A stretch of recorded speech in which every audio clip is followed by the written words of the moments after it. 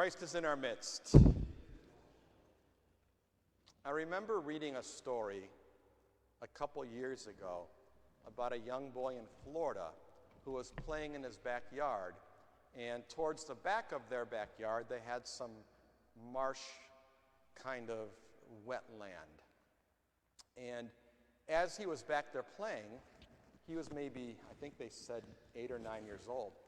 His mom was in the window washing dishes, looking outside, watching him. And she sees, which she doesn't see as he's there, playing, an alligator come out of the water and coming towards him. So she runs out of the kitchen, screaming and yelling, but the alligator gets to this young boy first. And the alligator grabs him by the legs and starts pulling this young boy back towards the water. And the mom catches up, and she grabs the boy's arms, and she holds on to this young boy, her son, for as long as she possibly can, until finally the alligator lets go. Now, I read about this in a newspaper article that was posted online by a reporter who had gone to interview the boy when he was in the hospital having his wounds taken care of.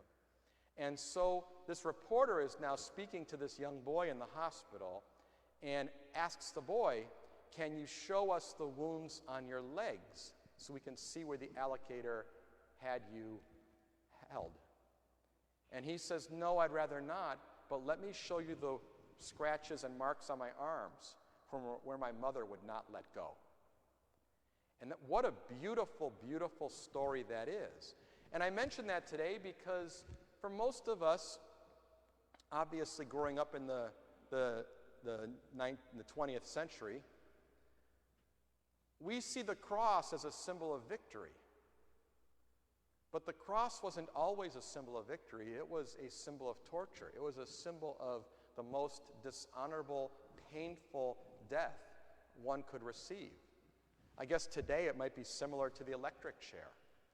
But this symbol of complete and total torture for us has become a symbol of victory, just like the scars or the marks on the arms of the young boy from his mother not letting go of him.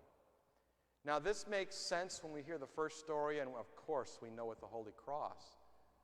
But I guess it begs us to ask ourselves, how do we see our challenges? How do we see our challenges? The fact is if we don't have God in our life, if we don't have the Holy Cross, if we don't have the understanding of salvation, then pretty much every day is rough. And they just get rougher and rougher and rougher and rougher until you die. But if we understand that the Lord allows these challenges to occur because in ultimate mercy, it is by our falling asleep in the flesh that we become perfected and united with Him. If we understand that He allows this corruption to take place so that we will become sick and eventually we will die, as difficult as it is for us on earth, so that one day we can arise perfect with Him and be with Him, then we may see these challenges and these difficulties differently, like the scars on the young boy's arms or how we see the Holy Cross today. Of course, this is challenging. In our fallen world, we have a desire and a sense of preservation. We want to be able to be with our families as long as possible, and that is a good thing. It's a good thing for us to love our families and want to be together.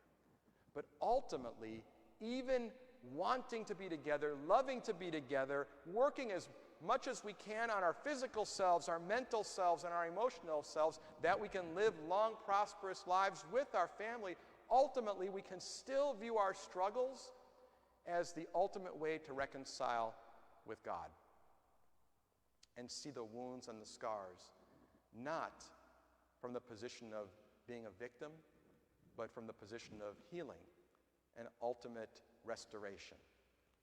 And that's today what the cross represents for us. We don't wear the cross to remind us that Christ died on the cross.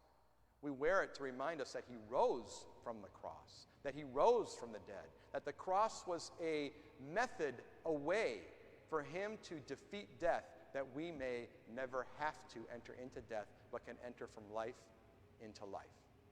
May the Holy Trinity bless and protect you, and may today's feast be one that we celebrate many, many more times together, and may we glorify and worship his holy cross. Amen.